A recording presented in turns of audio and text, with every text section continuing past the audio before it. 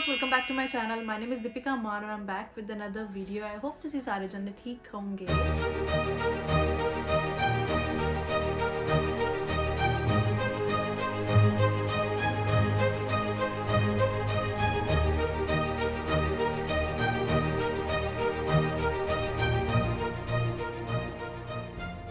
So for today's video, I'm making a requested topic. You guys have requested this video since a very long time. I think since the time I bought my vehicle. You all wanted to know how you can save money on insurance, specifically for your car insurance. So that's why I'm making this video for you all. So मैंने सारे comments पढ़े थे जिन्होंने request की है. So thank you for requesting this video. ये video I hope सभी को बहुत ही helpful होगी because as you guys know that I am an insurance advisor. तो थोड़ा experience के साथ भी और थोड़ा जब मैंने खुद भी कोर्स लिए अलग अलग कंपनीज से तो बहुत सारी चीज़ें होती हैं जो स्टार्टिंग में बहुत न्यू लगती है but then I got to know and then I am going to share all of them in this video so that ये सेम चीज़ें आपको भी हेल्पफुल हो. तो without any further do let's start the video. तो video start करने से पहले सबसे पहले मैं आपका क्वेश्चन का एक आंसर देना चाहूँगी क्योंकि बहुत सारे लोग ये कमेंट्स में पूछ रहे थे कि how come my insurance premium is 283. तो हमारा प्रीमियम भी काश इतना ही हो सके. Then how can we achieve a premium for car 280 या इट्स के बराबर. तो मुझे बस आंसर इसका ये देना है कि insurance premium depends upon so many factor. आपकी एज के ऊपर डिपेंड करता है, जेंडर के ऊपर डिपेंड करता है, कौन सी लोकेशन में आप रह रहे हो वो डिपेंड करता है, आपके driving experience, driving history and there are so many other factors as well जो डिसाइड करता है कि आपका इंश्योरेंस प्रीमियम कितना होगा. तो never ever compare your insurance premium with a person who is living in a different city, different gender, different age. ये मत कंपेयर करना कभी भी कि I am also getting a 2023 Hyundai Elantra, same model, everything same. Then how come your premium is about $400-500 and whereas my premium is about $200 to $300. तो ये बहुत सारी चीज़ों पे डिपेंड करता है जो कि मैं इस वीडियो पे आपके साथ शेयर करूँगी कि आप कैसे इंश्योरेंस प्रीमियम को कट शॉर्ट कर सकते हो. तो चलो स्टार्ट करते हैं. तो सबसे पहले तो यही है कि ऑटो इंश्योरेंस की बात आती है जब, तो हमेशा आप सिर्फ कार की ही इंश्योरेंस लेते हो. I think when I was not a insurance advisor मुझे इतना नहीं पता था कि क्या क्या चीज़ें होती हैं इंश्योरेंस इंडस्ट्री में. बट टू बी ऑनेस्ट हमेशा बेनिफिट लो बंडलिंग अप का. जैसे आप अकेली ऑटो इंश्योरेंस ले रहे हो किसी कंपनी के साथ तो साथ में अगर टेनेंट्स इंश्योरेंस लोगे that is a multi line discount या मल्टी प्रोडक्ट डिस्काउंट मिल जाता है. हर एक कंपनी देती है. ज़्यादा बिजनेस लेंगे तो वो ज़्यादा डिस्काउंट भी देगी. So you can save up to 10 to 15. अलग अलग कंपनी पे डिपेंड करता है. कोई 10 to 15 देता है, कोई 20% भी देता है डिस्काउंट सिर्फ ऑटो पे.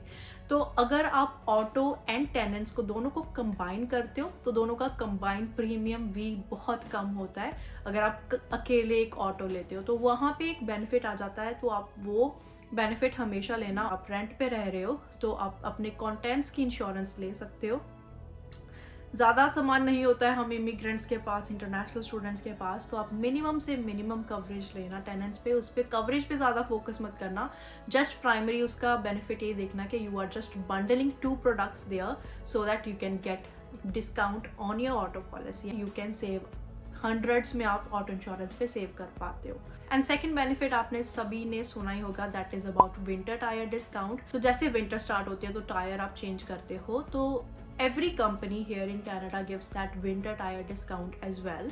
So अलग अलग परसेंटेज होती है, हर एक कंपनी डिपेंड करता है, वेरी करता है. तो always get your winter tires in the month of winters and always answer yes to this question if you are getting winter tires so that you can get that winter tire discount for your vehicle. Third, mostly I think students इसको neglect कर जाते हैं. That is about your college, कोई association या फिर कोई employer का discount. जैसे मैं तो अभी टीडी इंश्योरेंस के साथ काम करती हूँ तो मुझे टीडी इंश्योरेंस का ही डिस्काउंट मिला है. सो ये डिस्काउंट भी मोस्टली सारी कंपनीज देते ही हैं. So you have to give them a call and ask कि मैं इस कॉलेज से ग्रेजुएट हूँ या मैं इस कॉलेज का स्टूडेंट हूँ या मैं इस एम्प्लॉयर के साथ काम करता हूँ. So do you have any benefit for them. So वहाँ से भी आपका 10 to 15% डिस्काउंट मिल जाता है. So always ask this question क्योंकि इस पॉइंट से आपके बहुत ही ज़्यादा सेविंग हो सकती है। Guys never cook anything fake. यहाँ पे हर एक चीज़ का प्रूफ कभी भी मांग सकते हैं वो, हमेशा वही डिस्काउंट मांगना जिसके लिए आप एलिजिबल हो। बिना मतलब के ऐसे मत बोलना कि I M graduate from this college. May be company आपसे प्रूफ नहीं मांगेगी, ऐसा नहीं है, कंपनी हमेशा प्रूफ मांगती है।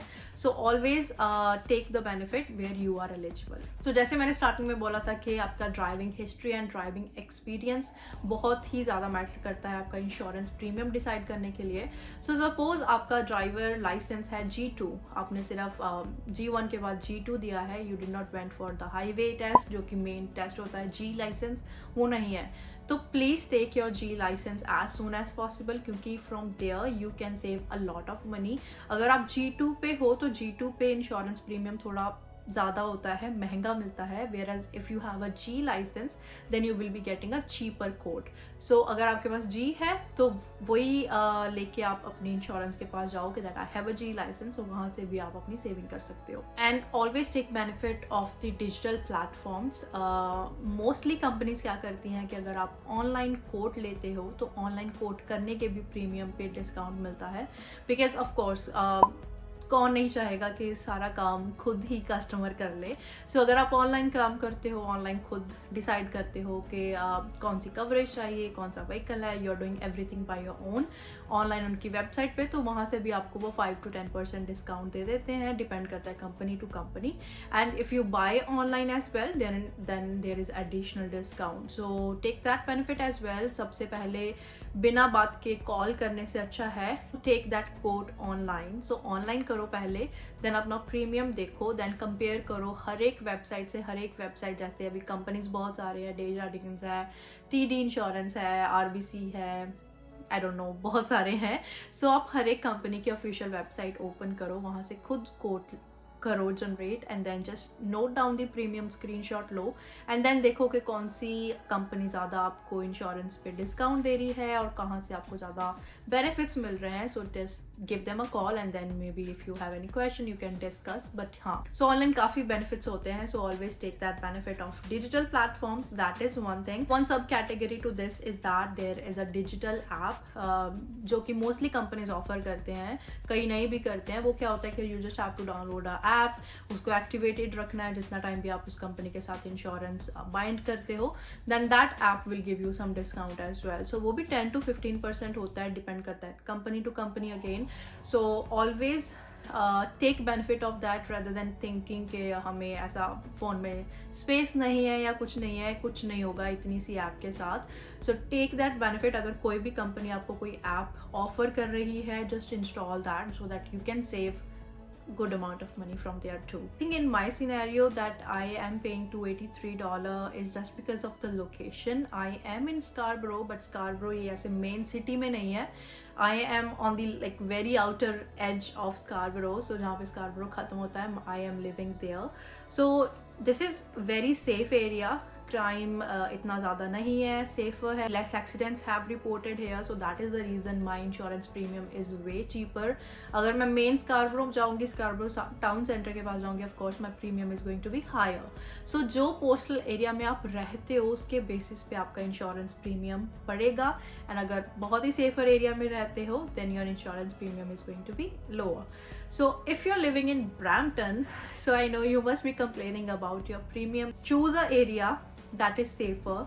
I know Brampton is lively, you have all the people from India there, ਤੁਹਾਡੀ ਆਪਣੀ community है, but still choose a area which is safer and that is budget friendly. So I know Brampton is expensive, so वो insurance भी वहाँ पे बहुत high है क्योंकि वहाँ पे बहुत सारे accidents होते हैं, crime issues होते हैं बहुत सारे, so that is the reason. So that's okay if you are planning to move out. So ऐसी सिटी में जाओ, सिटी से मूव होने से पहले ही कॉल करो इंश्योरेंस कंपनी को कि I am deciding to move to that place, that location, how my insurance premium is going to be.